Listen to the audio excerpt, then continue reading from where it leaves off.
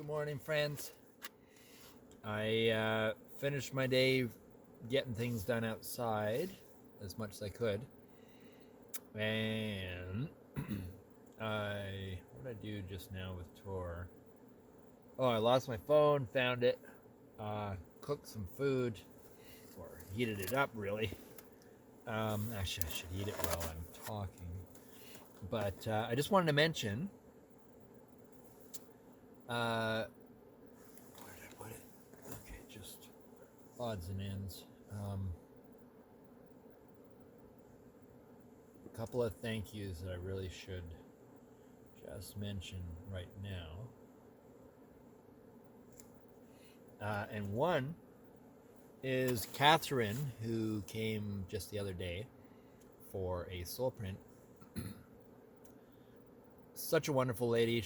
The last time she came, and first time I think, was when she was 19. So she's 39 now. Yeah, 20 years. And we just connected again. It was awesome. And she brought some squash soup, which I heated up and I have right here. Oh, it still feels hot. I was worried about that. So thank you, Catherine, for the squash soup. I have this big thing full, and I have at least enough for another one. So that's going to be awesome. My clients are my friends, and they take such good care of me, and I hope I take as good care of them. This is from Alice's Pantry in Bancroft, a Mennonite lady who's just absolutely awesome. Beyond awesome. She's just the coolest lady in the world. I encourage anyone going through to support her business. It's fantastic food, also a bulk barn, and I think it's extremely good value as well. Lovely cooked chicken. So I also wanted to thank, while I'm munching out, where did I put it? Where are you? Just had it. Oh yeah, I just got this in the mail. It had been tampered with, and it has a little sticker on it saying, "Mail item found damaged, torn, or opened and officially repaired." So, from Corey and Drake, and it was just a lovely little surprise. I can see why someone thought they could open it, because it might be a cell phone or something. I could just see that happening, and then they go, "Oh, chocolate bars." But this is what Corey and Drake sent me. Divine chocolate, dark chocolate, 85% owned by cocoa farmers. Oh, that's very cool. That's very cool. Well, we'll see what it tastes like. And Alter Eco, 90% cacao. The other one's 85. Super Blackout Organic Dark Chocolate. And 3 grams of sugar in this one. I wonder what kind of sugar it is. Gluten-free, no preservatives. Organic cocoa beans, organic cocoa butter, organic raw cane sugar, and organic vanilla beans. And this one here, cocoa mass, cocoa butter, sugar, cocoa powder, sunflower lecithin, vanilla extract. So there we go. Thank you, Corey and Drake. You guys are the most amazing people. You are such good friends. I wish you hadn't moved so far away, I must say.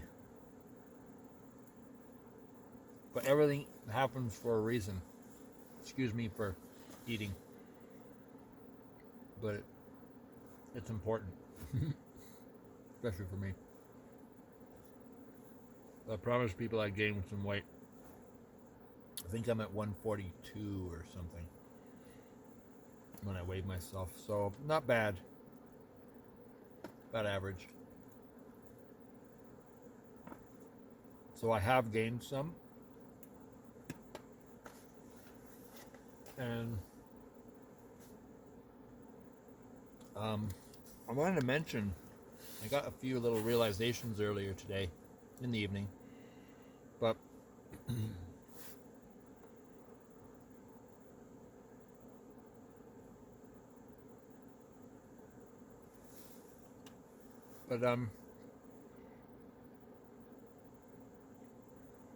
I got this memory kind of stuff running through me, and that's when the realization came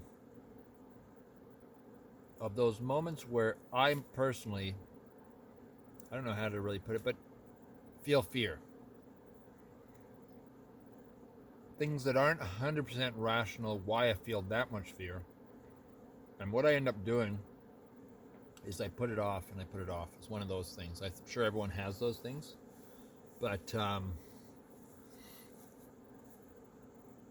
one of them is, like, for example, winterizing the trailer, not as in preparing it to live in it for winter, but, well, it kind of is a bit. But it's basically going through all these motions of draining any liquids in the trailer so nothing freezes in the winter and bursts pipes. And, you know, something I haven't done, certain things, I get this fear thing, and I don't know why. It's almost like I kind of was thinking about it, and I'm going, so why do I fear so much? Like, it's such a,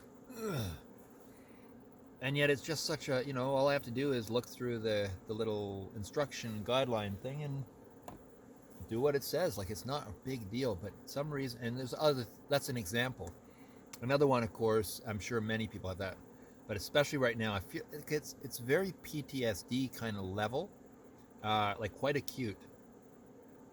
Anything that looks like a bill that comes in the mail, I just freeze. I don't want to open it. I don't want to look. I just don't want to. It's like I feel like something's going to start, and if I leave it in the envelope, I'm safe for a while. Like, it's that, it doesn't make any sense at all. And I want to make sure that stays, doesn't fall. But it's just been thinking about these things because I want to eliminate some of these phobia kind of things that hold me back. And I mean, as you know, I'm right in the middle of everything to be faced, and it's good. And I'm learning a lot, and I hope I can share a lot with people, maybe in ways that they can move through their stuff without having to be in a situation like mine where it's extreme. That's the great thing about going through something intense is, for me anyways, is figuring if I can help someone else learn some of what I'm learning, but without having to go through the hell that I had to go through to learn it, like, isn't that a better thing? I think so. And that's what I'm aiming for, among other things. And God, Alice's chicken, fantastic. So I'm looking at an example of my bills, banking, another one, kind of relates to bills.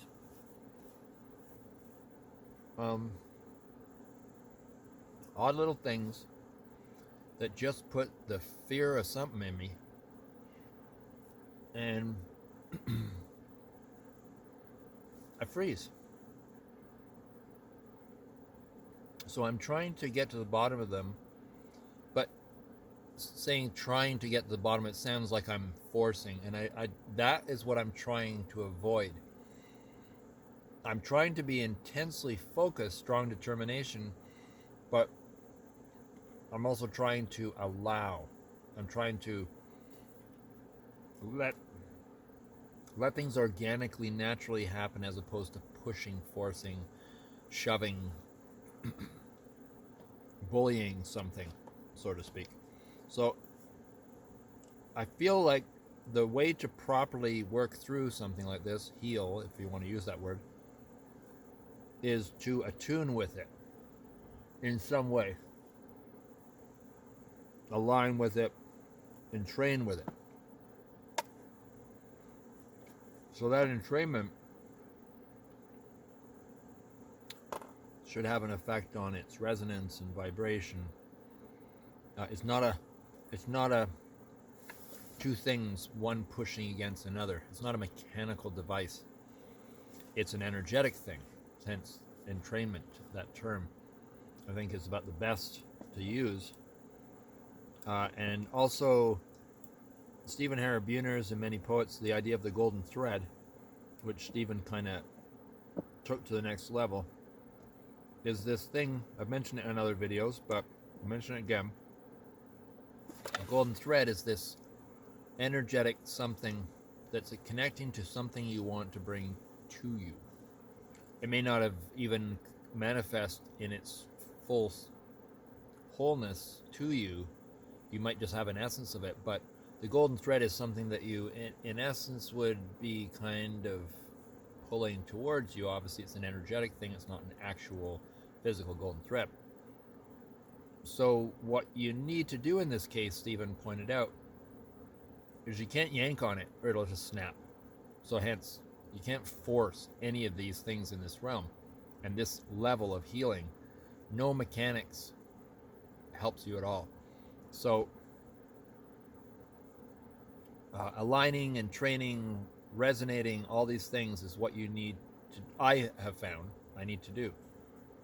I'm working on this. I'm a beginner. I'm no expert. So I'm just reporting as things happen to me, to you, moment by moment, and hopefully something comes through. And I know it does because I've had friends and clients mention things in different videos where they saw me actually process something real time. So I know it's happening. That's why I want to keep it raw, because it's a matter of keeping it going and then catching something that happens in the video.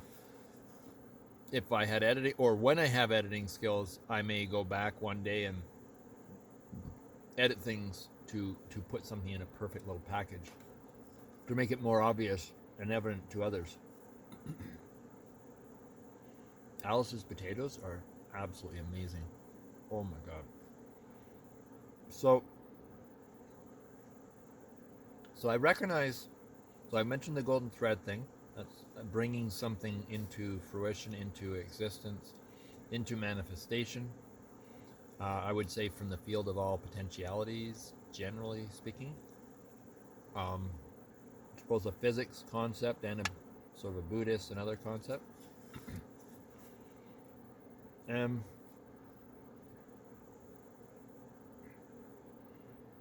So I'm waving this potato around, but it just feels right. So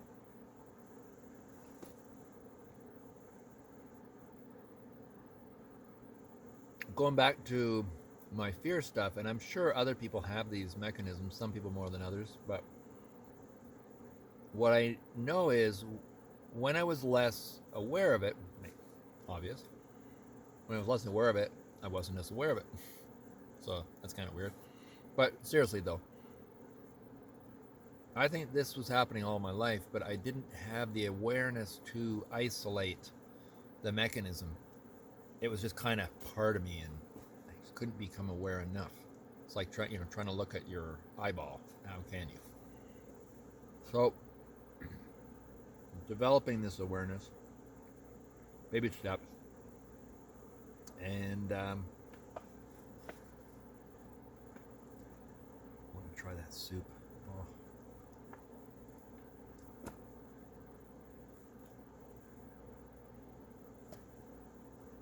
But today, just walking along, and it just clicked. And I'm like, oh yeah, I was in the trailer cooking food, warming this up. I had the little kind of, I don't know, stereo thing. It hasn't been working since I got it. It's kind of on, off, and then mostly off. It doesn't work. It makes this big beeping noise.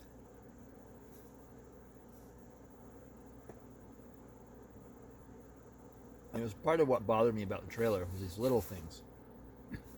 And then with the little things, my mind imagines these are just the surface of a whole bunch of shit. Like, oh my God, what if I have a trailer that's just a piece of shit? And these are just indicators of it being a piece of shit. Why is this fucking thing beeping.